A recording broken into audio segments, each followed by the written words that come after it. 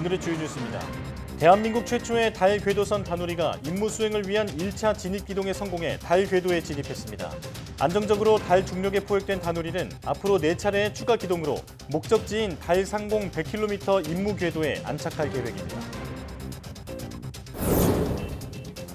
지난주부터 코로나19 신규 환자가 모든 요일에 걸쳐 넉 달 만에 최고치를 경신한 가운데 위중증 환자도 증가 추이를 보이고 있습니다. 29일 동안 400명대를 유지하던 위중증 환자 수는 최근 이틀 연속 500명을 웃돌며 늘고 있습니다. 방역당국은 현재 우리 국민 가운데 코로나19 면역력을 가진 인구가 2천만 명 선으로 추정했습니다. 하지만 고위험군의 코로나19 면역력 확보 비율은 51% 수준에 그쳐 목표치인 75%에 크게 못 미치는 것으로 나타났습니다.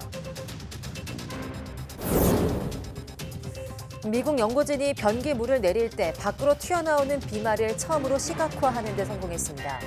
오염된 비말은 초속 2m로 빠르게 분출돼 천정까지 튀어 올랐다가 퍼지는 등 생각보다 화장실 내 오염이 심각하다는 걸 보여줬습니다.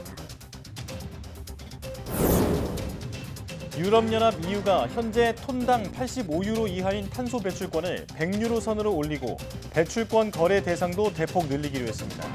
또 2030년 탄소 배출 감축 목표치를 2005년 배출량 대비 43%에서 62%로 크게 상향하는 등 탄소 배출 규제 강화를 의결했습니다.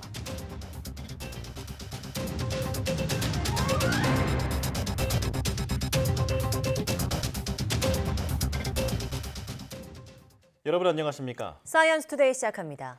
코로나19 신규 환자가 지난주부터 모든 요일에 걸쳐 넉 달 만에 최고치를 경신하며 확산 추세를 보이고 있습니다.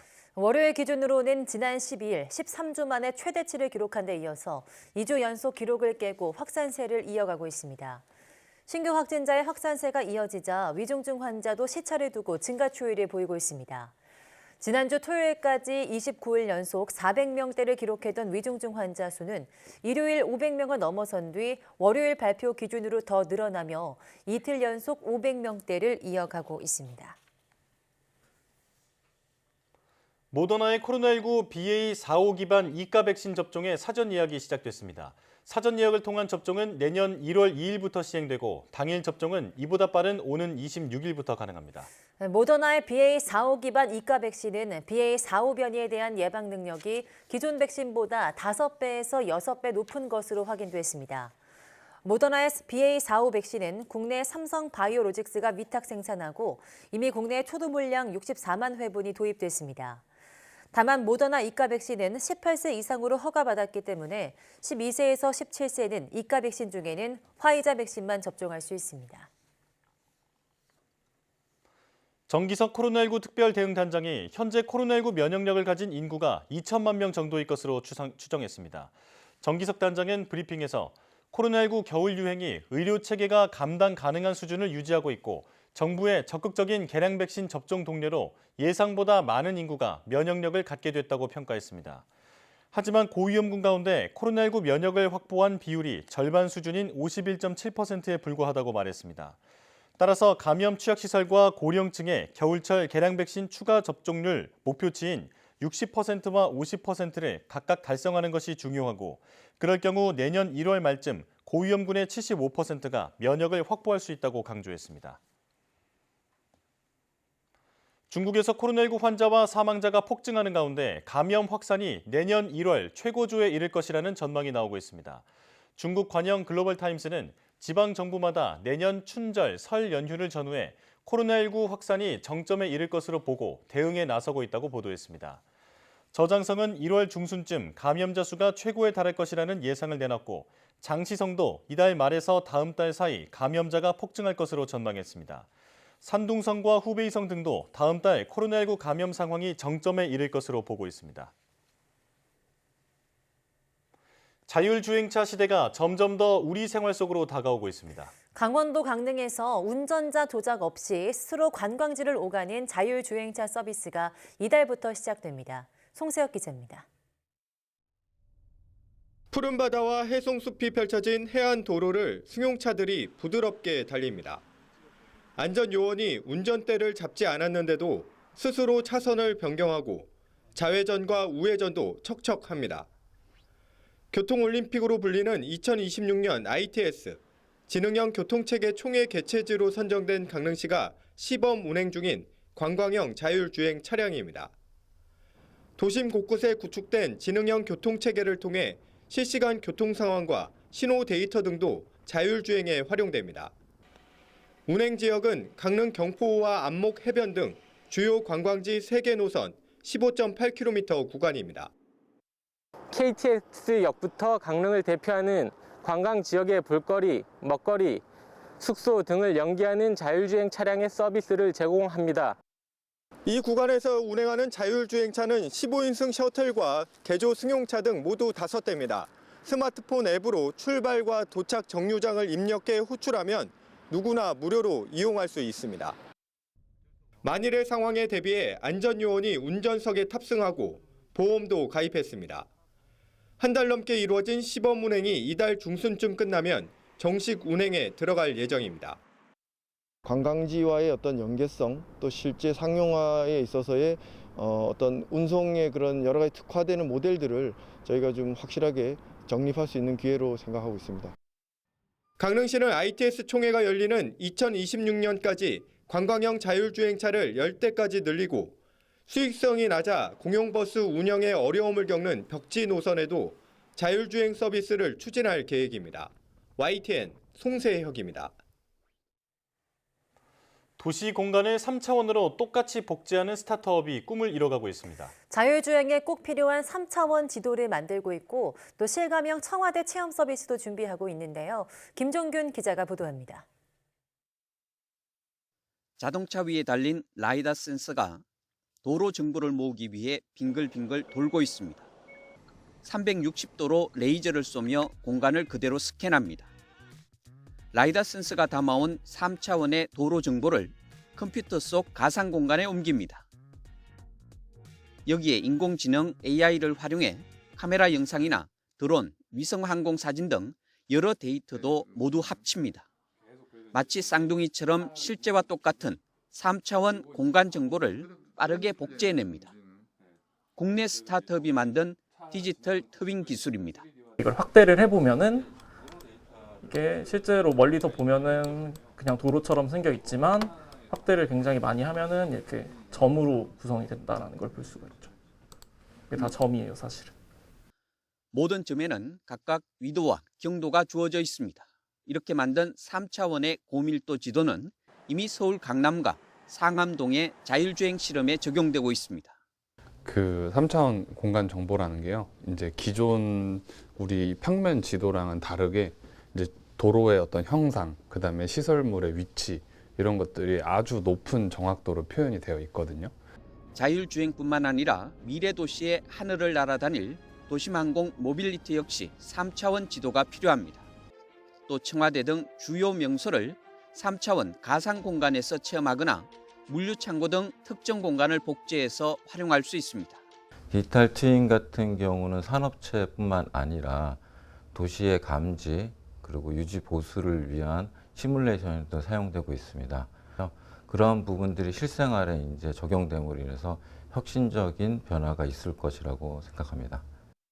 공간 정보를 실시간으로 업데이트하면 시시각각 변하는 도시와 연동해 3차원의 가상 도시도 세울 수 있습니다. 우리가 살고 있는 이 모든 공간을 다 디지털화 해가지고 어떤 또 하나의 세계를 만들고 그 세계를 통해서 우리 현실을 더 나은 현실로 만들 수 있는 그런 어떤 분석할 수 있는 도구, 분석할 수 있는 공간을 만들어내는 게 이제 저희 목표고요. 도시의 시간과 공간을 복제하겠다는 스타트업의 꿈이 물어있고 있습니다. YTN 김종길입니다.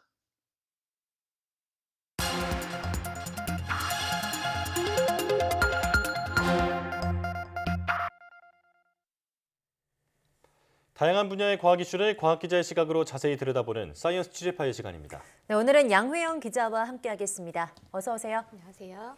네, 오늘 어떤 이야기 나눠볼까요? 네, 오늘은 조금 어렵고 약간은 네. 생소한 이야기를 좀 준비해 왔습니다. 네. 바로 이 카이랄성에 대한 이야기인데요. 그러니까 카이라라는 성질, 특성을 가지고 있는 물질에 대해서 이야기를 해보려고 합니다. 이 의약품 개발에 있어서 이 카이랄성은 굉장히 중요한 개념입니다. 지금까지는 이 카이랄성 분자를 구별하기 게 쉽지 않았다는 게 문제였는데요. 네. 그런데 국내 연구진이 특별한 도구 없이도 눈으로 쉽게 카이럴성을 구분할 수 있는 기술을 개발했다고 합니다. 오늘 이와 관련한 이야기를 나눠보도록 하겠습니다. 네. 우선 용어부터 정리를 해야 할 것 같은데요. 카이라의 성, 그러니까 그 성질이라는 게 뭔가요? 네, 우선은 이 카이럴성이 영어 단어로 보면은 카이렐리티라는 영어 단어를 쓰고 있습니다. 한글로 하면 거울상 이성질체라고 네. 보면 돼요. 네. 분자식은 같지만 구조가 다른 화합물을 말하거든요. 네. 가장 쉬운 예가 우리 손입니다. 네. 이 왼손, 오른손 이렇게 손을 두 가지의 모습을 봤을 때 같은 모습을 하고 네. 있죠. 그리고 네. 실제로 겹쳐보면 같습니다. 하지만 회전을 해서 만약에 똑같은 방향으로 겹쳐보려고 하면 이렇게 겹쳐지지가 않는 걸 볼 수 있거든요. 네. 거울에 비친 모습은 같지만 겹쳐지지 않는 분자, 이거를 거울상 이성질체, 이 카이럴성 분자라고 말하는 겁니다.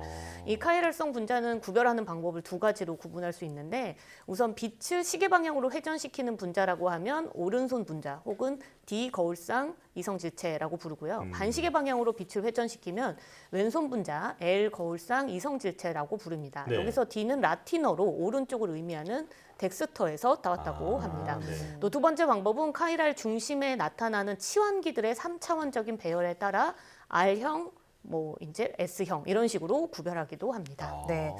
그렇다면 이 카이랄성 분자에는 뭐가 있을까요? 네, 우선 예를 들어야 조금 더 이해하기가 쉬울 네. 것 같은데 가장 쉬운 건 포도당이 있습니다. 이 포도당이 카이럴성 분자거든요. 네. 탄수화물을 분해해서 최종적으로 얻는 단당류, 이 포도당을 글루코스라고 우리가 하는데 네. 이 글루코스의 동의어가 덱스트로로스라고 합니다. 이게 오른쪽에 있는 당이라는 뜻을 가지고 있는 단어라고 하는데요. 그래서 이 포도당을 분자식으로 표현할 때는 디글루코스라고 쓰고 있습니다. 그런데 이 자연계에서 존재하는 포도당은 디글루코스뿐이고요. 합성 과정에서는 L글루코스라는 게 인위적으로 만들어집니다. 네. 이 L글루코스는 몸속에서 소화되지 못하고 열량도 없는 글루코스라고 합니다. 또 다른 거는 과일 향에서도 찾을 수 있습니다. 레몬 향과 오렌지 향인데요.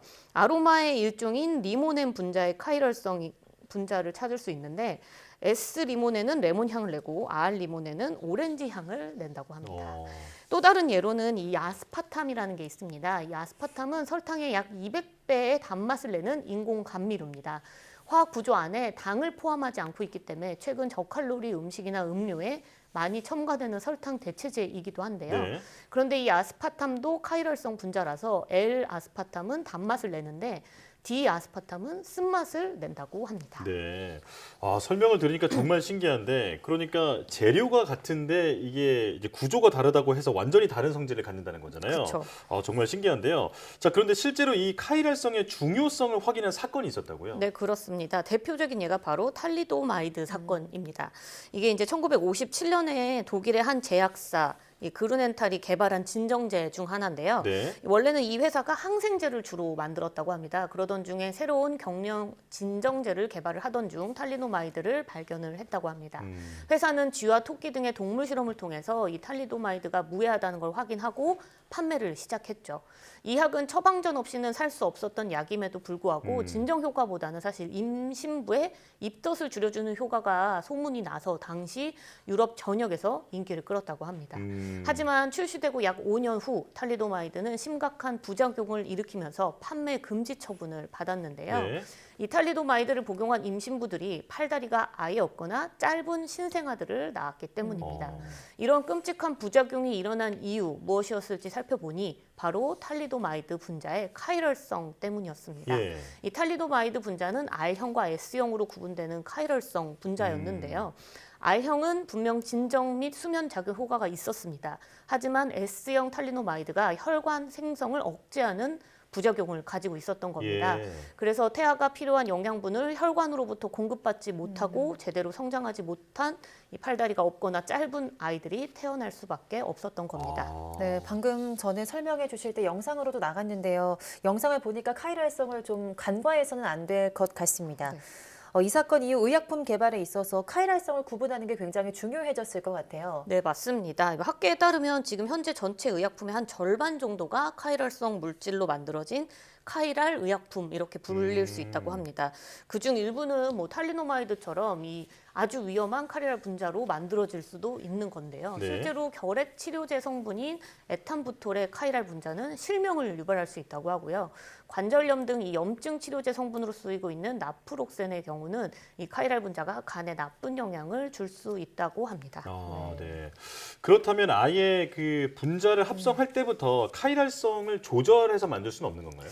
뭐 한쪽 방향의 분자만 사용을 하거나 아니면 분자를 합성한 후에 효과가 있는 쪽만 분리해서 물론 쓸 수는 있습니다. 네. 문제는 내가 원하는 방향의 카이랄성 분자를 선택해서 합성하거나 자르는 게 굉장히 어렵다는 건데요. 네. 이 원하는 카이랄성 유기 분자를 합성하려면 그동안은 뭐 금속이나 이 생체 촉매라고 할 수 있는 효소가 필수적으로 필요했습니다. 그리고 또 아주 복잡한 화학 반응을 거쳐야 했거든요. 네. 그런데 제3의 촉매라고 불리는 비대칭 유기 촉매가 개발된 이후에 현재는 지금 과거보다 아주 빠르고 저렴하게 또 친환경적인 아주 다양한 유기 합성 반응이 가능해졌습니다. 네. 이 비대칭 유기촉매 개발의 공로로 베냐민 리스트 독일 막스 플랑크 석탄연구소장과 데이비드 맥밀런 미국 프린스턴대 교수는 지난 2021년에 노벨 화학상을 받기도 했습니다. 또 지난 2020년 기초과학연구원의 분자활성 촉매 반응 연구단에서는요, 2개의 카이랄성 분자 중 한 종류만을 선택적으로 합성하는 새로운 촉매를 또 개발했다고 발표하기도 했는데요. 예. 이 연구진은 카이랄 다이아민 골격을 포함한 이 이리듐 촉매가 99% 이상의 정확도로 거울상을 선택할 수 있다는 것을 발견을 했고요. 이를 이용해서 의약품의 필수 재료인 락탐을 원하는 방향으로 만드는 데도 성공했습니다. 네. 그 원하는 카이랄성 분자를 합성하는 방법도 굉장히 중요하지만 이미 합성한 분자가 어떤 방향의 카이랄성 분자인지 구별하는 것도 중요하고 또 카이랄 분자가 얼만큼 들어있는지 등을 측정할 수 있는 기술도 필요할 것 같은데요. 네, 맞습니다. 분자의 카이랄성을 분석하는 거 물론 굉장히 중요하죠. 지금까지는 이 다른 방향으로 회전하는 빛을 얼마나 흡수하는지에 따라서 카이랄성이 어떤 방향인지를 분석을 했습니다. 네. 하지만 이 분석법을 하려면 이 빛의 크기에 비해 분자가 사실 너무 작거든요. 그래서 상호작용이 충분히 일어나지 않는다고 합니다. 그래서 고농도의 시료를 써서 이 분석법을 써야 하는데 이렇게 되면 고농도 시료를 만드는데 뭐 시간과 비용이 많이 들고 측정 시간 또한 오래 걸렸다고 합니다. 또 이 방법은 이 자외선 영역의 빛을 이용하기 때문에 시료가 손상되는 단점도 있었다고 하고요. 이 카이랄성 검사 장비가 아주 비싸기 때문에 또 의약품의 가격을 높이는 하나의 요인이 되기도 했다고 합니다. 네. 그런데 이번에 국내 연구진이 이런 고가의 장비 없이도 육안으로 카이랄성을 확인할 수 있는 방법을 개발했다는 거잖아요. 네, 그렇습니다. 이 서울대 남기태 교수팀이 고려대 이승우, 박규환 교수와 공동으로 이 육안으로 분자의 카이랄성을 쉽게 구분할 수 있는 분석 시스템을 개발해서 국제학술지 네이처에 발표를 했는데요. 네. 이 핵심은 카이랄성 구조에 반응하는 금 나노 입자를 일정하게 배열한 것이었습니다. 연구진은 고분자 기반의 나노 구멍 격자를 이용을 해서 금 나노 입자를 주기적으로 배열을 했습니다. 이렇게 하면 빛과 분자 간의 상호작용이 극대화되기 때문에 방향성에 따라 이 가시광선 중에 특정한 빛만 나와서 눈으로 쉽게 카이랄성을 구분할 수 있죠. 지금 네. 보시는 거는 2가지 투명한 액체예요. 눈으로 네. 보면 별 차이는 없는데 이거를 개발한 시스템에 넣으면 왼손 분자는 보라색, 오른손 분자는 빨간색으로 볼 수 있습니다. 네. 네, 연구진은 색깔에 따라 카이랄성 분자의 방향을 파악하는 것은 물론이고 농도 차이를 비교하면 각각의 카이랄성 분자가 얼만큼 들어있는지도 파악할 수 있을 것으로 기대했는데요. 연구진의 설명 직접 들어보겠습니다. 그 카이랄성을 가지고 있는 금 입자와 그 빛의 상호작용을 이해하고 이 주변에 그 분자가 있는 것에 따라서 이 색깔들이 달라지는 것을 의미를 파악을 했고요. 저희는 이 기술이 이런 학문적인 발견을 뛰어넘어서 앞으로 또 새로운 산업을 만드는 데 활용될 수 있다고 생각을 하고 있습니다. 그 활용처는 의학, 새로운 약품들을 개발한 것뿐만 아니라 어떤 환경 관련된 센서들, 이런 의학과 환경 분야의 새로운 센서들을 만들 수 있을 것이라고 생각하고 있습니다. 네, 영부진은 개발한 분석 시스템이 눈으로 쉽고 빠르게 분자의 카이럴성을 구분할 수 있기 때문에 의약품의 카이럴성 분석은 물론이고 분석학이나 진단학 등 다양한 산업에 활용될 것으로 기대했습니다. 네. 네, 말씀하신 것처럼 카이럴성을 쉽게 구분하게 된다면 의약산업 효율과 정확도가 높아져서 약값도 저렴해지고 또 부작용도 줄어드는 데 도움이 될 것 같습니다. 오늘 말씀 여기까지 듣겠습니다. 양효영 기자와 함께했습니다. 고맙습니다.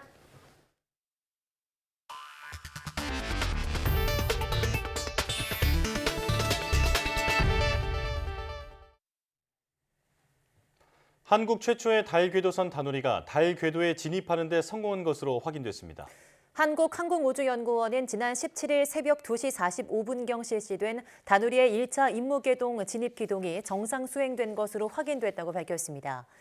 1차 임무궤도 진입기동은 다누리가 달 중력에 안정적으로 포획되도록 하기 위해서 속도를 줄이고 자세를 바꿔주는 기동입니다. 일단 달의 타원형 궤도에 진입한 다누리는 앞으로 4차례의 추가 기동을 통해서 최종 목적지인 달 상공 100km의 원형 임무 궤도에 진입할 예정입니다. 달 임무 궤도 안착의 최종 성공 여부는 오는 28일 마지막 진입 기동 후 데이터 분석을 통해 오는 29일 확인될 예정입니다. 이종호 과학기술정보통신부 장관이 최근 한국항공우주연구원 조직 개편에 반발해 사퇴 의사를 표명한 고정환 본부장이 계속해서 중책을 맡아주길 바란다고 밝혔습니다. 이 장관은 과기정통부 기자간담회에서 사람이 일하다 보면 통일된 의견만 낼 수는 없지만 고 본부장과 항우연이 우주기술을 효과적으로 발전시키려는 국가 대의에 대해서는 같은 생각일 것이라며 이같이 말했습니다. 앞서 항우연은 이제까지 누리호 발사 성공을 이끌었던 한국형 발사체 개발사업본부 내 팀 조직을 폐지하고 차세대 발사체 개발사업단 등을 둔 발사체 연구소를 신설하는 등 조직 개편을 추진한 바 있습니다. 이에 지난 12일 고 본부장과 한국형 발사체 개발사업본부 부서장 5명은 조직 개편에 항의하는 뜻으로 보직 사퇴 의사를 밝혔습니다. 변기 물을 내릴 때 작은 물방울, 비말이 튀어오른다는 건 이미 잘 알려진 사실이지만 눈에 보이지 않아서 그 심각성을 알기 어려운데요. 그런데 미국 연구진이 변기 밖으로 튀어나오는 비말을 시각화하는 데 성공했습니다. 아마 이 영상 보시면 앞으로는 변기 뚜껑을 꼭 닫고 물을 내려야겠다는 생각 드실 겁니다. 양효영 기자입니다. 북미 지역에서 쉽게 볼 수 있는 뚜껑 없는 변기입니다. 변기에 물을 내리자 작은 물방울들이 빠르게 튀어오릅니다. 마치 용암이 분출하듯 광범위하게 퍼집니다. 미국 볼더 콜로라도 대학 연구팀이 2대의 레이저를 이용해 변기물을 내릴 때 튀어오르는 비말을 시각화하는 데 성공했습니다. 비말은 초속 2m로 분출됐는데 성인 여성의 호흡기 높이까지 순식간에 튀어올랐습니다. 분출 방향은 주로 뒷벽을 향했지만 천장까지 튀어올랐다가 앞으로 퍼진 경우도 있었습니다. 특히 비말 입자의 속도는 마치 로켓처럼 빠르게 튀어나온다는 사실도 처음으로 확인했습니다. 또 무거운 비말은 몇 초 안에 가라앉았지만 5마이크로미터보다 작은 입자는 공중에 몇 분간 떠다니는 것으로 나타났습니다. Our role is to understand the physics of this mechanism and show that that could lead to exposure of pathogens. I think this will change your relationship with toilets. 연구팀은 화장실 변기가 배설물을 제거하는 데 효율적이지만 상상 이상으로 오염된 비말을 밖으로 내뿜고 있다고 설명했습니다. 또 대변이나 휴지 등이 없는 상태에서 실험이 진행됐으며 화장실 칸막이나 사람이 없었기 때문에 실제 공중 화장실에서는 오염 상황이 더 악화할 수 있다고 예측했습니다. 변기 물을 내릴 때 비말이 튀어나와 대장균이나 코로나19 바이러스 등 각종 병원균을 옮길 수 있다는 건 60여 년 전부터 확인된 사실이지만 이번 연구는 이를 처음으로 시각화했다는 점에서 의미가 있습니다. YTN 사이언스 양우영입니다. 미국은 인플레이션 감축법으로 유럽연합은 탄소 국경제도로 무역 장벽을 쌓자 틈바구니에 낀 우리의 수출 전선에 위기감이 고조되고 있습니다. 하지만 중국 등 경쟁국보다 한 발 앞서 대응한다면 오히려 우리 산업의 국제 경쟁력을 키울 수 있다는 분석입니다. 미국 워싱턴에서 이순윤 기자가 보도합니다. What's the best automotive company in the world? Hyundai, Hyundai, Hyundai. 미국 조지아주에 들어서는 현대자동차의 미국 내 첫 전기차 공장이 6개월 앞당겨 착공됐습니다. 북미에서 최종 조립되는 전기차에만 1,000만 원의 세금 공제 혜택을 주는 IRA, 인플레이션 감축법에 대응하기 위해서입니다. 미국이 자국산 우선 정책을 내세우자 우리 기업들은 미국 현지 투자를 늘리며 외교적 루트를 통해 다각적으로 대응 중입니다. IRA가 내년 시행을 앞두고 지금 구체적인 시행 대책 마련에 마지막 피치를 올리고 있는 상황입니다. 우리 기업들의 이익을 최대화하고 현대차의 피해를 최소화할 수 있는 방안을 마련하기 위해서 마지막 협상에 주력을 다할 계획입니다. 이런 가운데 유럽연합은 탄소 관련 무역 장벽인 탄소 국경 제도로 맞불을 놨습니다. 미국 IRA에 맞서면서 중국 등 탄소 배출량이 많은 개도국을 견제하는 효과도 노린 겁니다. 우리도 철강 분야 타격이 불가피합니다.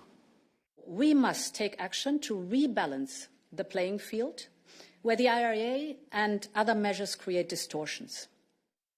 LG에너지 솔루션이 폴란드, SK온이 헝가리를 거점으로 삼는 등 유럽 현지 투자 방식으로 우리 기업들은 대응에 나섰습니다. IRA 늑장 대응으로 비난을 받았던 정부도 탄소 국경 제도엔 발빠르게 움직이는 모습입니다. 전문가들은 유럽의 경우 우리와 체결한 FTA를 잘 활용할 필요가 있다고 조언합니다. 특히 전기차와 태양광 분야에서 충분한 경쟁력을 확보할 수 있다는 겁니다. 같은 분야에서 중국을 배제하려는 미국의 경우 한미동맹을 지렛대로 활용하면 미국 시장에서 한국산이 중국산을 따돌리는 계기가 될 수 있다는 지적입니다. 트럼프 행정부 때와 달리 바이든 행정부 들어 글로벌 기후 패권 주도에 나선 미국. 일단 자국산 중심의 규제 정책을 계속 도입하고 있어 우리에게는 위험 요소로 작용하고 있지만 미국 정부가 대규모 에너지 관련 인프라 투자에도 나서고 있는 만큼 우리가 이에 잘 대비한다면 큰 기회 요인으로도 활용할 수 있을 전망입니다. 미국 워싱턴에서 YTN 이승윤입니다. 유럽연합 EU가 기후변화에 대응하고 친환경 산업을 촉진하기 위해서 산업계에 대한 탄소 배출 규제를 더 강화하기로 했습니다. 유럽의회는 현지 시간 18일 보도자료에서 탄소 배출권 거래제 개편을 위한 의회와 이사회 집행위원회 간 3자 합의가 타결됐다고 밝혔습니다. 개편안에 따르면 현행 톤당 80에서 85유로인 탄소 배출권 가격이 약 100유로, 우리 돈 14만 원까지 오르고 탄소 배출권 거래제 적용 대상이 거의 모든 경제 영역으로 확대됩니다. 또 2030년 탄소 배출 감축 목표치를 2005년 배출량 대비 43%에서 62%로 크게 상향하기로 했으며 탄소 배출권을 구매하지 않아도 되는 무료 할당제는 2026년부터 단계적으로 줄여서 2034년에는 완전히 폐지합니다. 무료 할당제 폐지에 맞춰 한국 등 역외 수출 기업들에게는 탄소 국경 조정 제도가 단계적으로 도입돼서 우리 기업들의 부담이 늘어날 전망입니다. 이번 개편안은 내년 1월 또는 2월 중 EU 27개 회원국의 동의와 유럽의회 표결을 거쳐서 확정됩니다. 인도네시아와 태국 등 아세안 지역을 전기차 생산과 수출 기지로 적극적으로 활용해야 한다는 주장이 제기됐습니다. 한국자동차연구원은 보고서를 통해서 내년부터 아세안 자동차 장치 상호 승인 발효에 따라 아세안 지역 내 자동차 수출 수입이 활발해질 것이라고 밝혔습니다. 특히 인도네시아와 태국이 전기차 산업 육성에 적극적이며 자국산 제품에 세금 면제나 보조금을 지급하는 등 시장 잠재력도 큰 것으로 나타났습니다. 보고서는 중국과 일본은 이미 이들 국가의 대규모 투자를 시작했다며 우리나라도 아세안 지역을 전기차 생산 기지로 적극적으로 활용해야 한다고 주장했습니다. 삼성전자가 지난 3분기 어닝 쇼크에 이어 4분기에도 영업이익이 반토막이 될 것이라는 전망이 나왔습니다. 반면 반도체 업계의 또 다른 강자인 타이완의 TSMC는 지난달 매출이 50%나 증가하는 등 폭발적인 성장세를 이어가고 있습니다. 두 기업의 엇갈린 행보와 전망을 박홍구 기자가 전해드립니다. 세계 최대 반도체 위탁 생산업체인 TSMC는 최근 미국 애리조나주에 $400억, 우리 돈 약 52조 원 규모의 투자 계획을 발표했습니다. 앞서 120억 달러 투자에 이어 추가로 280억 달러를 들여 이 공장까지 건설해 고객사가 있는 미국 현지에 첨단 반도체 대량 생산 기지를 구축하겠다는 전략입니다. TSMC is investing $40 billion here in Arizona, the largest foreign investment in the history of this state. Over 10,000 construction jobs and 10,000 high-tech jobs will be created. TSMC는 지난 3분기 영업이익이 1년 전보다 82% 상승한 데 이어 지난달에는 매출이 50%나 증가하며 가파른 상승세를 이어가고 있습니다. 반면 삼성전자는 영업이익이 지난 3분기 마이너스 30%에 이어 4분기에는 최대 50%까지 급감할 것이란 전망까지 나왔습니다. 증권사들은 메모리 반도체의 가격이 크게 떨어져 실적 부진이 이어지고 업황의 불확실성도 증가할 것으로 예상했습니다. 이 같은 반도체 한파는 글로벌 인플레이션으로 스마트폰과 PC가 안 팔리면서 메모리 반도체 수요가 줄었기 때문으로 분석됩니다. 전 세계적인 수요 위축에 따라서 메모리 반도체 가격이 4분기에도 계속해서 크게 하락할 것으로 예상되기 때문에 이에 따른 실적 부진이 반면 TSMC는 고객사의 반도체를 대신 생산해주는 파운드리 분야를 장악하고 있습니다. 다양한 종류의 시스템 반도체를 주문받아 생산하기 때문에 재고가 없고 시장 상황에 덜 민감한 데다 기술력까지 더해져 역대 최대 실적을 쓰고 있습니다. 시스템 반도체의 종류가 많아지고 성능이라든지 기능이 향상되면 될수록 제조 공정 자체가 어려워지고 있습니다. 기술을 가지고 있고 생산 능력이 우수한 TSMC의 실적이 좋게 나타나는 겁니다. 하지만 삼성전자는 자사 브랜드가 있는 반면 TSMC는 위탁 생산이라는 한계가 있습니다. TSMC는 삼성전자의 메모리 시장을 잠식할 수 없지만 삼성전자는 최근 개발을 시작한 시스템 반도체 분야에서 TSMC의 고객을 빼앗아 올 수도 있다는 얘기입니다. 하지만 적어도 내년 상반기까지는 메모리 반도체 시장의 부진이 계속돼 반전을 기대하기는 힘들 것으로 보입니다. YTN 박홍구입니다. 제주에서 나는 감귤 중에 황금향이라는 품종이 있습니다. 맛은 좋은데 껍질 벗기기가 불편한 게 흠이었는데요. 이 황금향을 개량해서 단점을 없앤 신품종 감귤이 나와 농민들이 관심을 끌고 있습니다. 고재영 기자입니다. 하우스 안에서 잘 익은 감귤이 주렁주렁 열렸습니다. 올해로 감귤 농사 20년째인 김동찬 씨가 새롭게 도전한 신품종 미래향입니다. 지난해부터 재배 중인데 다른 귤 품종보다 병충해에 강하고 품도 덜 들어 비교적 키우기 쉽다며 만족도가 높습니다. 다른 품종 키우는 것보다 훨씬 재배하기가 쉬웠습니다. 수세도 아주 건강하고 해서 이 정도면 우리 농민이 재배하는 데는 아주 이거 진짜 1등 제품이 아닌가 해서. 미래향은 기존 황금향이라는 망감류 품종을 개량한 신품종 감귤입니다. 황금향보다 당도도 높고 껍질도 까기 쉬워 먹기 편합니다. 이런 장점 때문에 관심 있는 감귤 농가들을 대상으로 한 현장 평가회에서도 주목받았습니다. 미래향을 개발한 감귤 연구소는 소비자들도 만족할 것으로 기대하고 있습니다. 미래향인 경우에는 식감이 굉장히 우수하고요. 벗기기가 수월하기 때문에 지금 소비자들이 굉장히 좋아할 걸로 저희들 그렇게 판단하고 있습니다. 또 연내 출하가 가능해 비슷한 시기 출하하는 기존 노지 감귤과 더불어 소비자 선택의 폭이 더 넓어질 것으로 기대를 모으고 있습니다. 수확량도 황금향보다 10% 많아 감귤 농가 소득에도 도움이 될 전망입니다. 신품종 미래향이 오는 2024년부터 일반 농가로 재배가 확대됩니다. 미래향이 제주를 대표하는 감귤 품종으로 자리 잡을 수 있을지 관심이 쏠리고 있습니다. YTN 고재영입니다. 경남 남해군에서는 전국 시금치 재배량의 20% 정도가 생산되는데요. 네, 올해에는 인삼에 많이 들어있는 사포닌 성분을 늘려서 차별화 전략을 썼다고 합니다. 제철을 맞아 한창의 수확 현장을 박종혁 기자가 소개합니다. 차가운 바닷바람이 부는 밭. 파릇파릇 수확기를 맞은 시금치가 가득합니다. 정성을 들여 키운 농부는 바쁜 손놀림으로 수확에 여념이 없습니다. 노지에서 해풍을 맞고 자라 얼고 녹기를 반복하며 단맛이 풍부해지는 남해 시금치.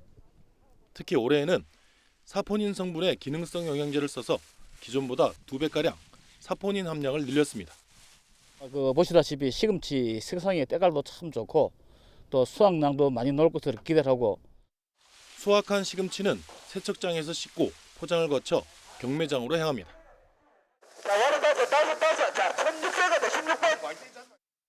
1kg에 평균 3,000원대의 경매가가 형성되는데 지난해 기준으로 4,500여 농가에서 290억 원가량 매출을 기록했습니다.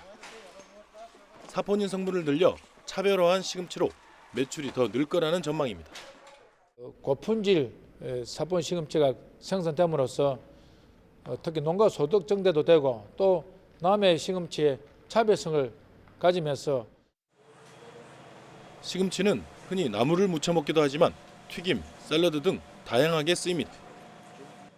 보물초라는 이름으로 팔리는 남해 시금치 수확은 내년 3월까지 이어집니다. YTN 박종혁입니다.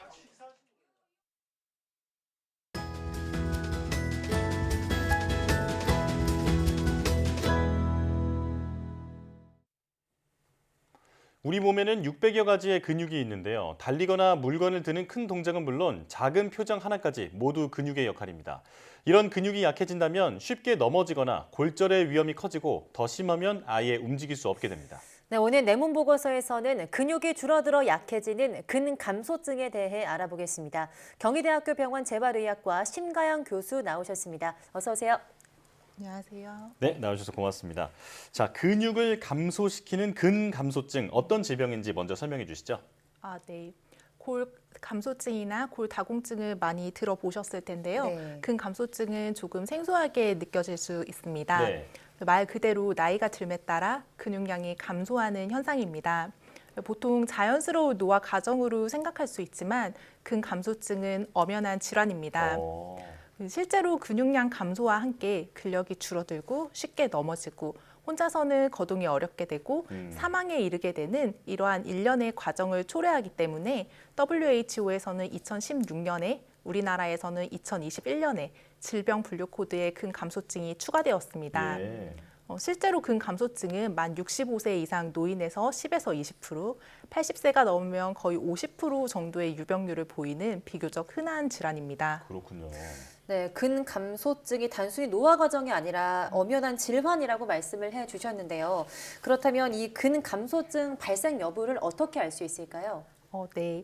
최근 개정된 아시아 근감소증 가이드라인에 따르면 근감소증은 크게 3단계로 나눌 수 있습니다. 네.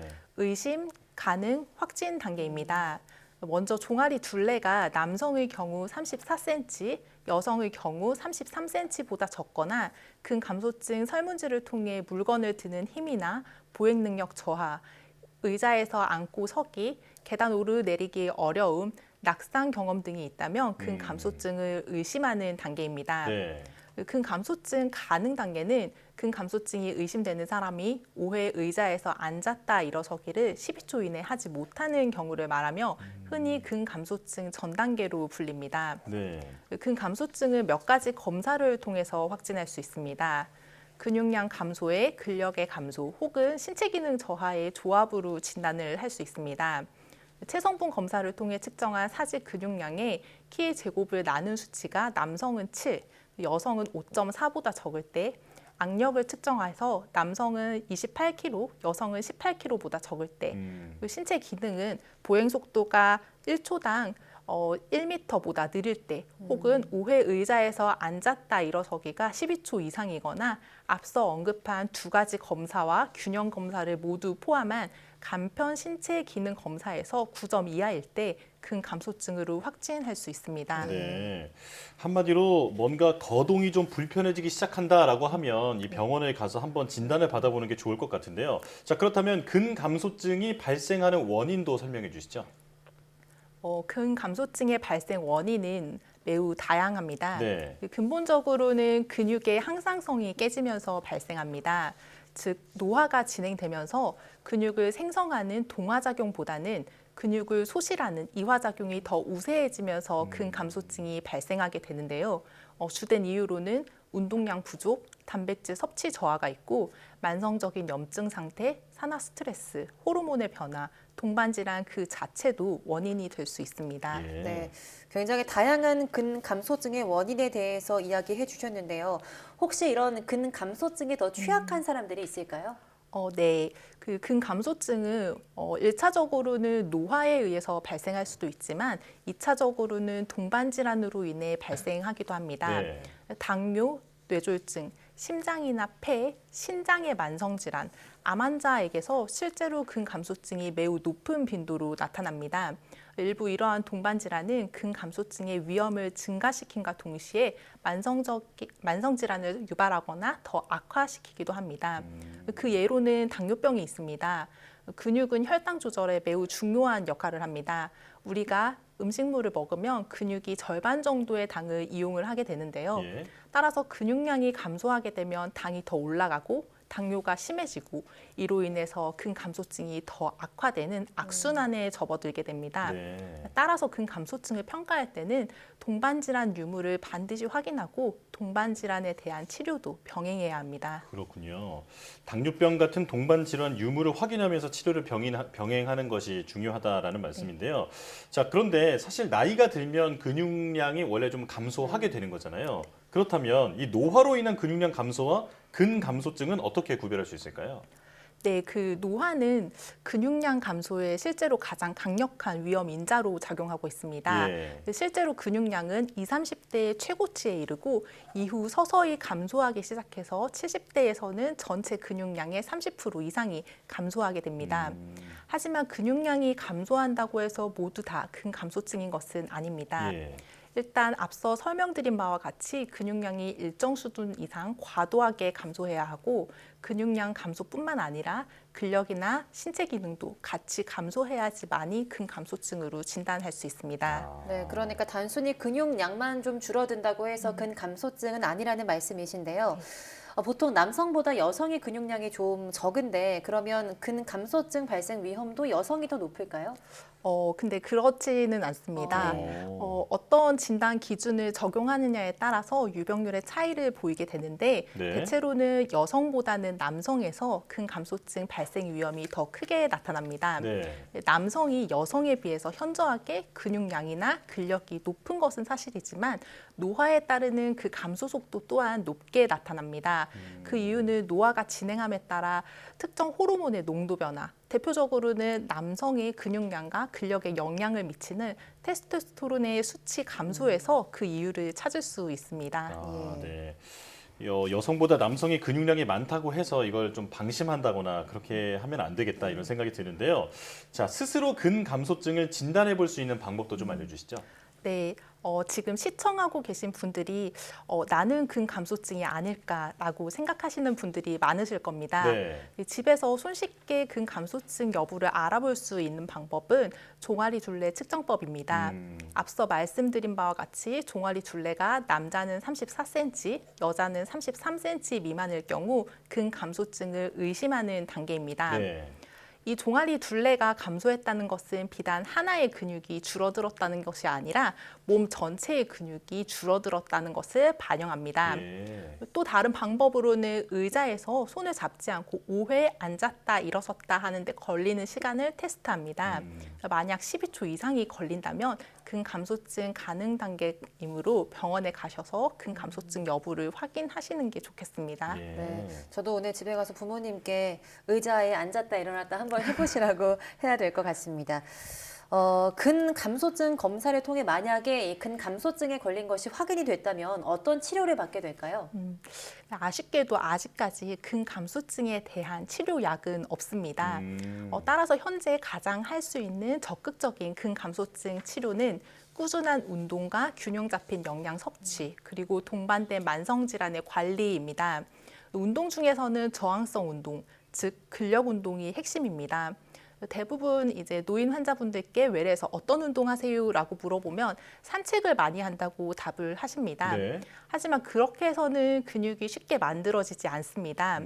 덤벨 운동, 런지, 스쿼트 같은 운동을 해야지만이 근비대를 기대할 수 있습니다. 하지만 평소 운동을 하지 않았던 분이 갑자기 근력 운동을 시작하기란 쉽지 않습니다. 따라서 근력 운동을 처음 시작하시는 분들은 가벼운 생수통이나 세라밴드를 이용해서 낮은 강도로 시작해서 2, 3주 간격으로 강도를 증가시키는 점진적 저항 운동을 추천드립니다. 뿐만 아니라 심폐지구력 향상을 위한 유산소 운동, 관절의 운동 범위를 넓혀주는 유연성 운동, 몸의 밸런스를 잡아주는 균형 운동도 같이 병행하면 좋습니다. 네, 산책이나 이런 정도로는 근육량이 늘어나지 않기 때문에 적당한 강도의 운동이 필요하다라는 말씀이신데요. 자, 그렇다면 이번에는 어떤 식습관이 도움이 되는지도 알려주시죠. 네, 그 식습관 측면에서는 단백질 중심의 영양 섭취가 필수적입니다. 근손실 방지를 위해서는 하루에 1kg당 1.2g의 단백질 섭취가 필요합니다. 가령 몸무게가 60kg인 사람은 하루에 72g의 단백질을 섭취해야 하는 것을 의미하는데요. 이를 식품으로 환산하면 두부 3모, 우유 2리터, 소고기 등심 360g, 계란 10개 정도입니다. 어떻게 보면 하루에 섭취하기엔 좀 부담스러운 양일 수 있는데요. 하지만 실제 조사를 해보면 이미 기존 식사를 통해 상당량의 단백질을 섭취하고 있는 경우가 많습니다. 따라서 무작정 단백질을 많이 먹기보다는 평소 식이습관 조사를 통해 영양 상태를 정확하게 평가하고 이를 기반으로 필요한 양을 보충하는 과정이 필요합니다.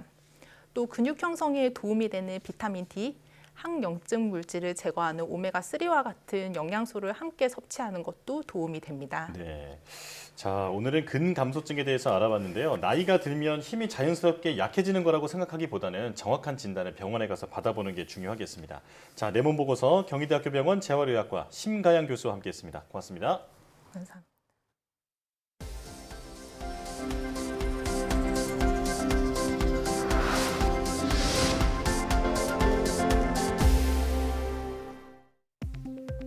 국내 연구진이 미세먼지가 암세포 전이의 위험을 높이는 기전을 발견했습니다. 한국생명공학연구원 박영준 박사팀은 미세먼지에 장기간 노출됐을 때 인체로 침투한 미세먼지가 대식세포를 자극해 암세포 전이를 촉진한다는 사실을 알아냈다고 밝혔습니다. 연구팀은 폐 대식세포가 미세먼지에 노출되면 암 증식에 관여하는 특정 단백질이 늘어 암 전이 위험이 커졌으며 폐암에 걸린 실험주 역시 미세먼지에 노출되자 암 전이가 증가하는 것을 확인했습니다. 환자 개인별 유전 변이에 따라 항암제 효능을 예측할 수 있는 인공지능 기술이 개발됐습니다. 유니스트와 고려대, 한양대 공동연구팀은 유전체와 대사체 등 다양한 분자 수준의 데이터를 동시에 분석해 질병을 예측하는 다중 오믹스 데이터 기반으로 환자 맞춤형 항암제 반응을 예측하는 인공지능을 개발했다고 밝혔습니다. 연구팀은 정확도를 높이기 위해서 네트워크 인베딩 기술을 적용했으며 개발한 모델은 기존 모델보다 항암제 반응성 예측 성능이 크게 높아져 93%의 정확도를 나타냈다고 설명했습니다. 순수 우리 기술로 설계 제작한 한국형 중이온 가속기 라온이 저에너지 가속 구간 빔 인출에 성공했습니다. 과학기술정보통신부와 기초과학연구원은 지난 16일 오후 5시쯤 중이온 가속기 라온의 저에너지 전단부 가속장치를 모두 활용해 빔 인출 시험에 성공했다고 밝혔습니다. 이번 빔 인출 시험에서는 ip사기에서 초기 가속된 아르곤 빔이 전단부 가속장치 1기부터 22기까지 가속돼 가속 에너지는 핵자당 2.47 메가전자볼트, 빔 전류는 34 마이크로 암페어에 도달한 것으로 나타났습니다. 중이온 가속기 연구소는 지난 10월 7일 전단부 가속장치 22기 중 5기만 활용해 첫 빔 인출 시험에 성공한 바 있습니다. 국내 연구진이 근적외선의 간접 효과를 이용해서 실리콘 두께를 검사할 수 있는 웨이퍼 비파괴 분석 장비를 개발했습니다. 카이스트 이정철 교수팀은 1마이크로미터급 두께를 가진 실리콘 방막의 두께와 공동의 높이를 비파괴적으로 측정할 수 있는 근적외선 간접 현미경을 개발했다고 밝혔습니다. 연구팀은 실리콘의 광 특성과 빛의 간섭 길이를 고려해서 근적외선 계측 장비를 설계해 만들었으며 개발한 현미경으로 방막 공동 구조를 100나노미터 미만의 편차로 측정하는 데 성공했다고 설명했습니다.